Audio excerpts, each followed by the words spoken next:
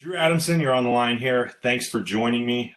Drew, SL alum from a few years ago, now working at iRacing in their broadcast department and making sure all the streams work and look good. Drew, thanks for joining me today. No problem, AK. I'm happy to be here and talk some sports like it's some iRacing.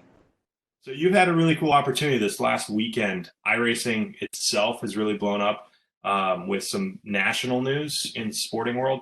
But I want to start just asking quickly, what is iRacing for those who don't have any experience with it? So iRacing is what we consider the definitive motorsport simulator.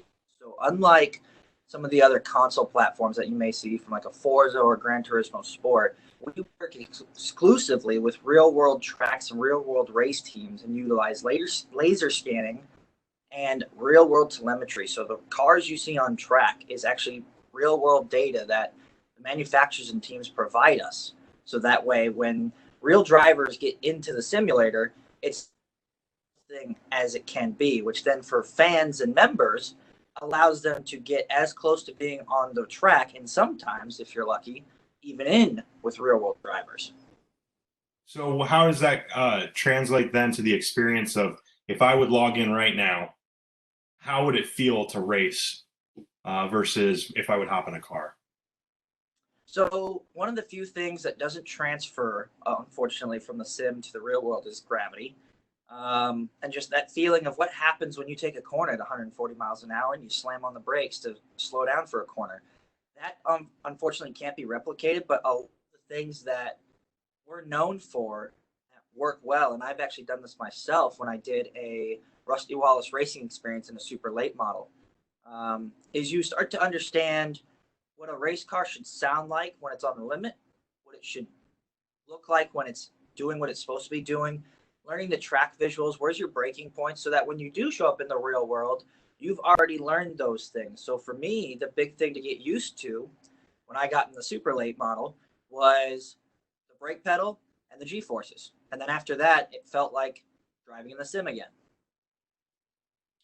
Your role is unique there. From my understanding, you almost created your own position. What is it that you do at iRacing?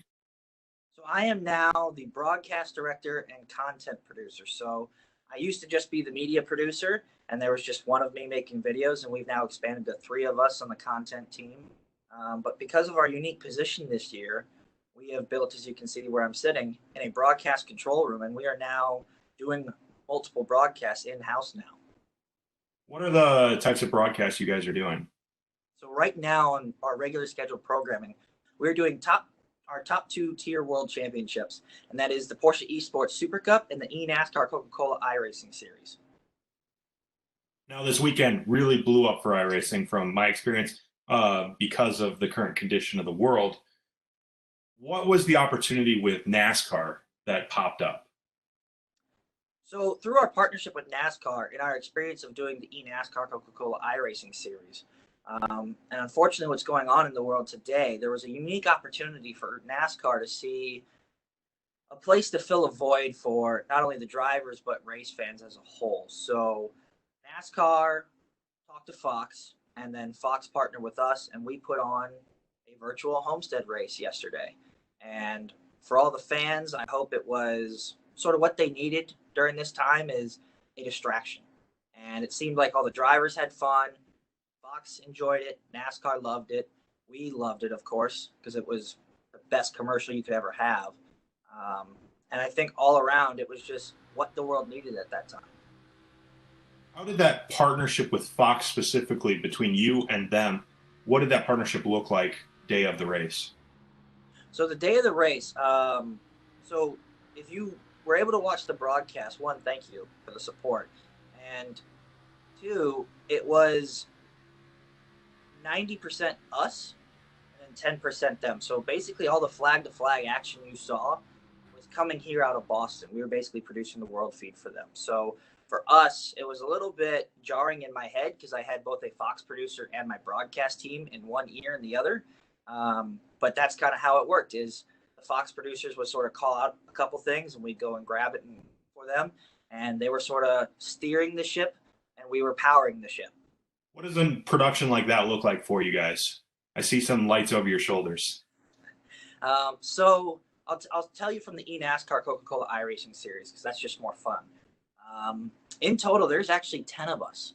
So there's 3 of us that are here in the control room. There's myself and my graphics operator who sits next to me over there. And then we have one of our replay camera operators up front. But then we have 7 people who actually remote into this control room and help things. So outside of the 3 talent, who I'm including part of the 10, which is our play-by-play 2-color game, from either Canada or West Coast, sometimes Texas, just kind of all over, right? And we can cut around on things, right? We're at a racetrack, look out the window and see things going on at the racetrack. So we actually have 2 guys who are in there who help call out what's happening when we're not seeing certain things. So if we're focused on a lead battle, for example, and I have my 3 guys sort of just getting me different angles of sort of the top 5 area, it's their job to start looking around, not at the top 5 area, maybe call out a 3 wide for 15th or pick out trends of the race when leaders are starting to pit and that kind of thing, just to keep us sort of in the loop of what's going on. Because again, we can't see everything at all times. So that's kind of how the crew list works. How did you guys go about designing and implementing your control room? You said that's brand new this year. So this was completed back in January. It was a 6-month process essentially from September, but it was a year-long process actually for us. It was about a year ago we decided that this is what we wanted. And starting in September, we picked up our first piece, which was the TriCaster. And then once we moved to this building in November, we assembled everything in about 2 months.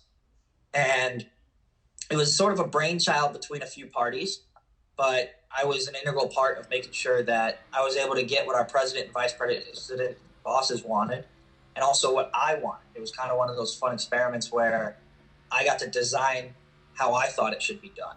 And one of the unique challenges of that is our talent aren't here. So for our eNASCAR Coca-Cola iRacing series, we have Evan Pasoko, who's out in Las Vegas, Randy Cheneth, who's out in San Diego, and Tim Terry, who's in Canada. So we have to sort of MacGyver things a little bit here on the esports side to pull this off, but it allows us so much more flexibility at the same time. What was the best part of this new experience you had between Fox and NASCAR? Probably the best experience was just showing off to not only sim racing fans, NASCAR, but just people in general that sim racing is a valid form of motorsport. I mean, drivers and people in the motorsports world have heard of us and they know about it and they've talked about it, but I think this was the first time people really understood the gravity of what sim racing can offer to people, whether it's an outlet, whether it's a distraction, whether it's fun. I think this is the first time the validity of what sim racing and the power it holds became publicly known. Yeah, I keep reiterating to my wife and friends that, like, look, this is the one sport that probably could survive by having pros mix in with amateurs on a daily basis through virtual means, because you pick up NBA 2K. I mean, that's not the same motion as shooting. It's not the same as passing. Same with MLB. Hitting the X is not the same as swinging a bat. Yet hooking up a steering wheel that has force feedback into a computer gives you the exact same experience, minus the gravity and G-forces of turning and braking. But you really get the same experience, don't you? Yeah, and being a sim racer myself, I've been on iRacing now for I think 6 years. In fact, when I was at SportsLink as a junior is when I signed up for iRacing back in 2014. So for me, it's been great, and to see how it's grown has been great. But I mean, you hit it right on the nail. It's just not the same in other games. You're not having that full body experience, that psychological experience, I think is what it's more of. There's a tweet by Denny Hamlin last night of how he finished. They had a video of his shoulder, and they had to bleep things out because he was that into it, right? Like for him, it felt real. And I think that's the thing that makes people so passionate about what we do is it's as close to the real thing as you're going to get. And it actually sort of is a little bit mind tripping, especially when you mix virtual reality into it. How did you get to this point? What is your path? You were a SportsLink student. What is your path to iRacing? So very, very unique. So to give a little bit more background is I originally came from Atlanta, Georgia. So I was one of those out-of-staters that SportsLink is known for bringing in, and spent 4 wonderful years at Ball State. And then from there, after I graduated, I moved on to two other universities before landing this job. So that would have been Radford University and Bryant University. And then one day I just opened up Facebook and saw that iRacing had job openings, and I thought, cool, let's see what kind of software developer jobs a video game has open. And they had a media position open, so I started reading through it, and I went, wow, that really sounds like what I'm doing. And at the time, I had turned down a few motorsports opportunities through Indy, through NASCAR, and I didn't really want to feel like this was like, 3 strikes, you're out, you're never going to get into motorsports. So, I took a chance, and now I'm here. It's a good place to be, especially with the unique opportunities now with the world how it is. What are some of the other leagues and race channels that you work with on a weekly basis? So on a weekly / monthly basis, we have multiple world championships that work with NASCAR, Porsche, World of Outlaws, Rallycross. We have fantastic partnerships with IMSA, IndyCar, bodies, racing manufacturers. So we have a track list of about 110 tracks and configurations, 120 cars. So if you're into motorsports, we've pretty much got it. So there's a lot of partnerships and a lot of people who help make this move and become what it is. And it's great to be a part of it. I saw a tweet already this morning, or that you retweeted, that IMSA was very happy with some of the content you were producing this weekend. That's another partnership that has grown out of the current climate. Is there anything unique about that compared to what you're doing with NASCAR? Very, very. And truth be told, I don't want to say I had more fun with the IMSA side, but I've been a sports car guy for 10, 15 years now, and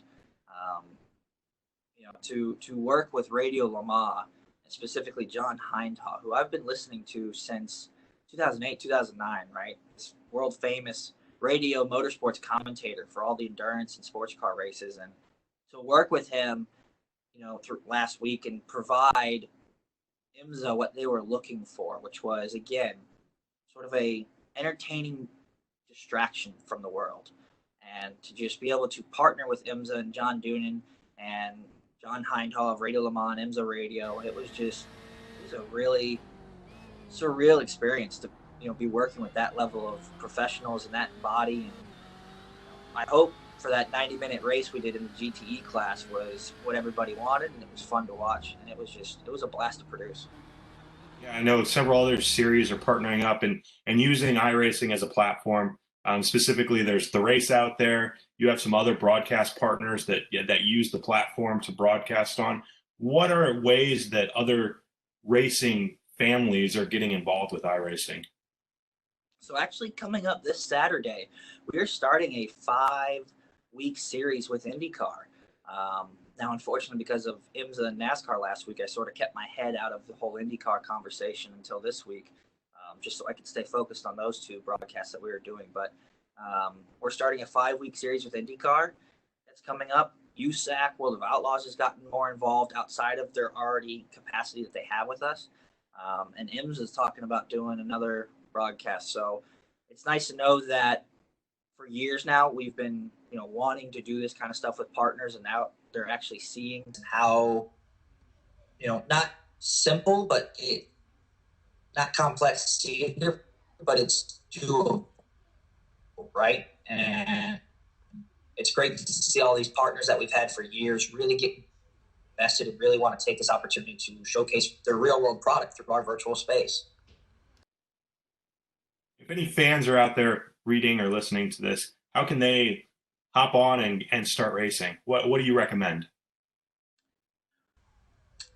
Well, first I recommend going to iRacing.com, checking us out. Go to iRacing on YouTube, Facebook, Twitter, Twitch, Instagram. Just check us out. Do your research. Make sure you have the hardware requirements that you need. So if you're doing any PC gaming right now, you can relatively easily get into it.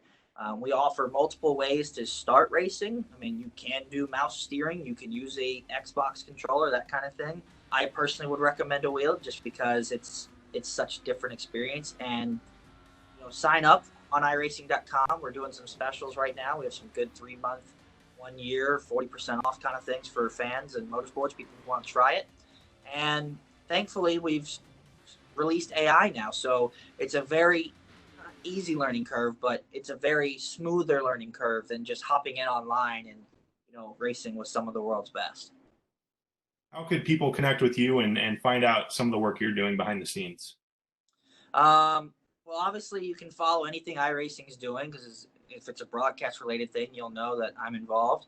I would say follow me on social, at the Drew Adamson on Twitter, but I don't really tweet too much about what's going on because unfortunately I just can't release too many things that's happening all the time.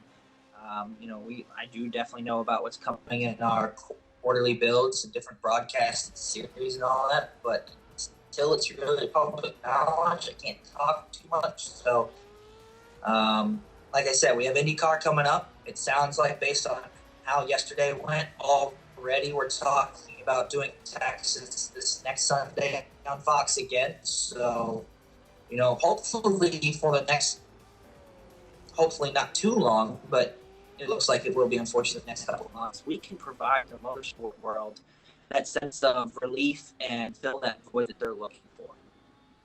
Well, Drew, thanks very much for chatting with me. If there's anything else you want to plug, feel free, but it's been a great experience being able to see the growth and the explosion just over the past 2 weeks of iRacing. Yeah. Shout out to iRacing themselves, the company that I work for, and everybody here who just made this product what it is. There's so many people here to thank, but as well as all the other broadcasters that we have on iRacing, the race spots, the sim speeds, the GSRCs, all these back-end guys who have actually helped us get through this by taking on some new projects, by continuing to excel their platforms and better themselves. We couldn't do this without them. And then, of course, you guys over at Ball State, CT and AK, I mean, you guys were sort of the path that started me on this, and through your guys' teachings and experiences and those 4 years that I had with you guys, that led me here. So thank you guys, and shout out to all the SportsLink kids who are now there, and hopefully you guys in about 3-4 years, we'll see you guys do bigger and better things. Well, thank you very much, Drew. Hopefully we keep growing too as much as you guys do. All right. Thank you, AK. This is the original esport racing game. This is iRacing.